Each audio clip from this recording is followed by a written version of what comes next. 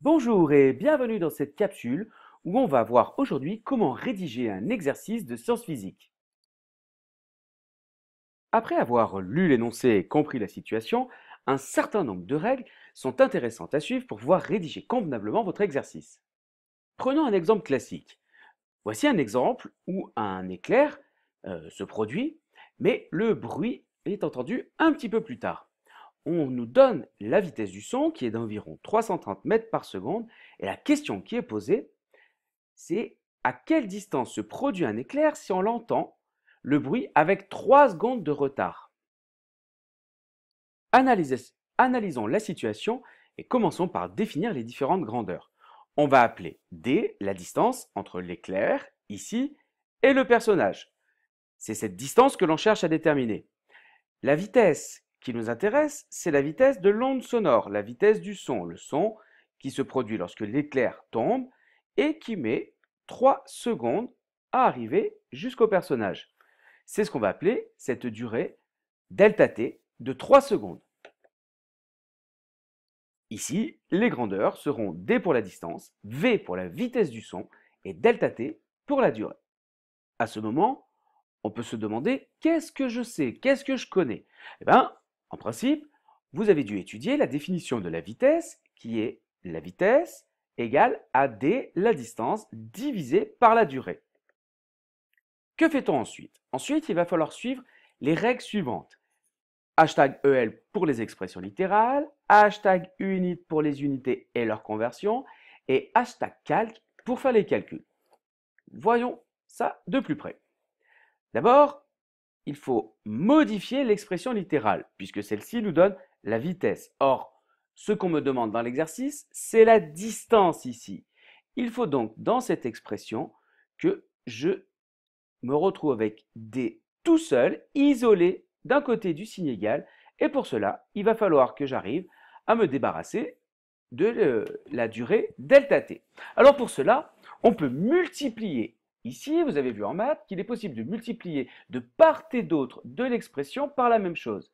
Par exemple ici, si je multiplie ce premier côté par delta t, je dois faire exactement la même chose de l'autre côté pour conserver l'égalité. Je me retrouve donc avec v fois delta t égale d sur delta t fois delta t. Et là, on remarque qu'on a deux fois la même chose. Et dans ce cas-là, ces deux termes s'annulent puisque je multiplie par un terme et que je divise en même temps par ce terme. Ce qui m'amène à avoir l'expression suivante, v fois delta t égale d. Et bien c'est cette expression qu'on va appeler l'expression littérale. Alors peut-être que vous allez préférer cette expression dans l'autre sens. D égale v fois delta t. D étant ce que je cherche, égale v fois delta t. Ces deux expressions sont équivalentes. J'ai simplement inversé l'ordre de l'égalité, mais cela ne change rien. Alors, cette partie-là, puisque je cherche la distance, c'est ça qu'on va appeler l'expression littérale. Hashtag EL. L'expression littérale, ou si vous préférez, la formule que je vais utiliser pour résoudre mon problème. Passons à la deuxième partie, hashtag unit. Alors, D, c'est ce que je cherche. La vitesse est de 330 mètres par seconde d'après l'énoncé. La durée entre le moment où l'éclair tombe et le moment où je l'entends est de 3 secondes. Il faut donc maintenant poser les unités et puis éventuellement penser à faire des conversions. Alors ici, j'ai des mètres par seconde et des secondes. Il n'y a pas vraiment de conversion à faire. Mais un petit rappel, ça fait pas de mal. Je vous rappelle que pour faire des conversions d'unités, hashtag unit, on peut utiliser par exemple des tableaux. Alors, le tableau que vous connaissez bien, c'est le tableau pour les longueurs. Les mètres, les décamètres, les hectomètres, les kilomètres. Ça, ce sont pour les multiples. Et ici, les sous-multiples, décimètres, centimètres, millimètres. Bien sûr, ce tableau marche également avec les masses, kilogrammes, hectogrammes, décagrammes, grammes, etc. Cela marche également avec les litres ou les capacités, avec les litres, les décalitres, les hectolitres, les kilolitres, et dans les sous-multiples, les décilitres, les centilitres et les millilitres. Alors, pour faire ces conversions d'unités, vous pouvez également utiliser les puissances de 10, alors avec les dixièmes en 10 moins 1, etc. Mais ça, c'est une autre histoire.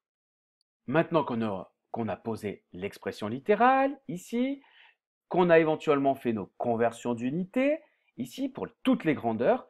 Il reste à faire le calcul, #calc. Allons-y.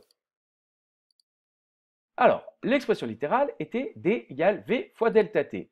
Je remplace les différentes grandeurs par leur valeur.